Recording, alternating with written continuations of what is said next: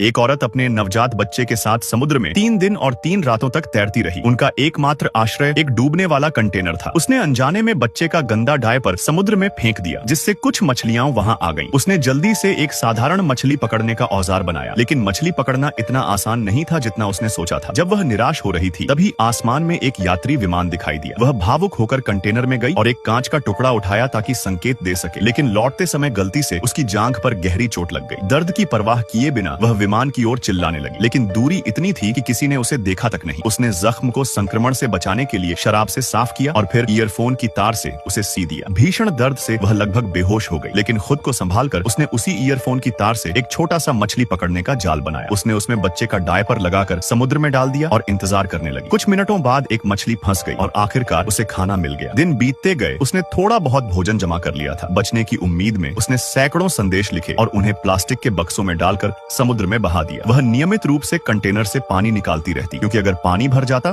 तो कंटेनर डूब जाता। बच्चे को ठंड से बचाने के लिए उसने थर्मस में शराब डालकर आग लगाई और उसे गर्म किया। उसका फोन टूट चुका था, इसलिए वह अपने पति के कॉल का इंतजार कर रही थी। लेकिन एक रात पति ने फोन किया और बताया कि उसे गोली लगी है और शायद वह उसे बचाने नहीं आ पाएगा। वह रोते हुए बोला कि वह मजबूत बनी रहे। वह दुखी तो हुई, पर शिकायत नहीं की। उल्टा उसने बताया कि उनका बच्चा पैदा हो गया है और उसका नाम नोनो रखा है। दोनों ने आखिरी बार बात की और फिर फोन की बैटरी खत्म हो गई। कुछ दिन बाद कंटेनर में पानी का स्तर खतरनाक रूप से बढ़ गया। उसने लकड़ी और प्लास्टिक के बक्सों से एक छोटा बेड़ा बना लिया ताकि अगर कंटेनर डूब जाए तो वे कुछ देर और तैर सके। फिर एक दिन उसने एक समुद्री पक्षी देखा और उसे उम्मीद जगी कि जमीन पास होगी, लेकिन रात में कंटेनर की सील निकल गई और पानी तेजी से भीतर भरने लगा। वह खाना निकालने गई तो उसका पैर एक रस्सी में उलझ गया। उसने बड़ी मुश्किल से पानी के नीचे जाकर रस्सी काटी और ऊपर आई, लेकिन इस बीच उसका बच्चा बह गया था। वह जोर से पुकारने लगी। तभी एक व्हेल वहां आई और उसने पानी छिड़क कर उस दिशा में इशारा किया जहां बच्चा था। बच्चे के रोने की आवाज सुनकर वह वहां पहुंची और बच्चे को बचा लिया। रात भर वे तैरते रहे। सुबह उसने महसूस किया कि अब वह